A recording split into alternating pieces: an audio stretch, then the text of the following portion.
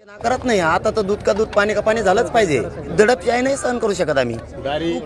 सुरुवात फडणवीस साहेबांनी केली नसता 6 तोडली तर आम्ही सुद्धा करेक्ट कार्यक्रम करत असतो. नमस्कार. संपूर्ण महाराष्ट्रासह आपल्या जिल्ह्यातील व तालुक्यातील ताज्या घडामोडी मोबाईलवर पाहण्यासाठी तेज महाराष्ट्र वार्ताला जर तुम्ही युट्यूबवर पाहत असाल तर फॉलो आणि शेअर नक्की करा. जर फेसबुकवर पाहत असाल तर नक्की फॉलो करा.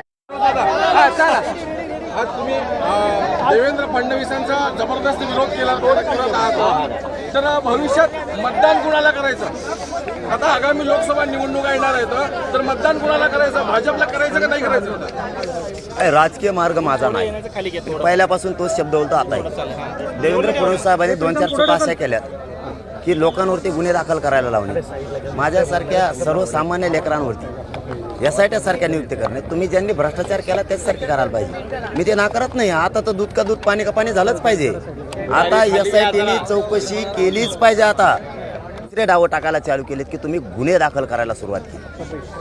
जे रास्ता रोको केले गुन्हे दाखल, साखळी उपोषण केले गुन्हे दाखल, काहीच नाही करून ही दडपशाही नाही सहन करू शकत आम्ही. यामुळं चूक सुरुवात फडणवीस साहेबांनी केली नसता 6 महिन्यात फडणवीस साहेबांवरती एक शब्द बोललेलं मी दाखवा. एक शब्द त्यांनी ज्यावेळेस षडयंत्र रचलं मला गुंतवण्याचं, मी त्यांच्यामधला आणि समाजामधला काटा आहे नसता याला 10% आरक्षण स्वीकारायला लावा. आणि हे जर 10% स्वीकारत नसला तर याची चौकशी करा, खोटानाटा अहवाल बनवा, पोलिस मी बघून घेतो, याला मध्ये टाका आणि मग मात्र मी मागायला. लोकसभा निवडणुका ही मराठा आरक्षणाचा मुद्दा ज्वलंत आहे या राज्यात.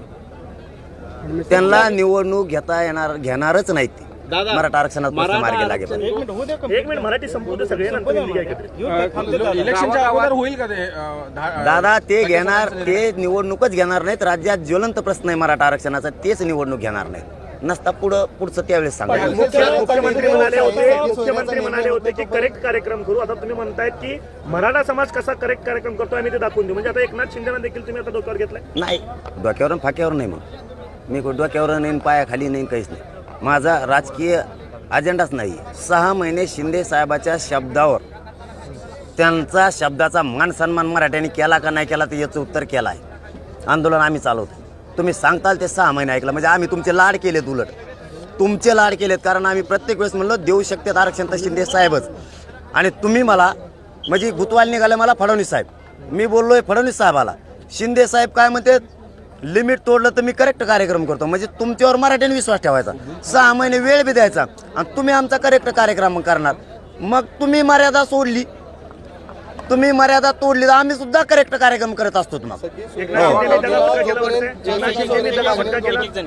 आता तुम्ही जर आमचा करेक्ट कार्यक्रम करतो म्हणल्यावर तुम्ही दगा फटका नाही केला, काय केलाय? मग आम्ही सुद्धा, तुम्ही मर्यादा तोडली म्हणून आम्ही सुद्धा करेक्ट कार्यक्रम करू शकतो. 3400 उमेदवार अर्ज भरतायत आणि महाराष्ट्र सगळीकडेच होणार आहे आता लोकसभेच्या. ही आकडा 26,000च्या पुढे तुम्हाला 9 तारखेपर्यंत गेलेला दिसतो. पण हे निर्णय समाजाचा आहे, माझा नाही.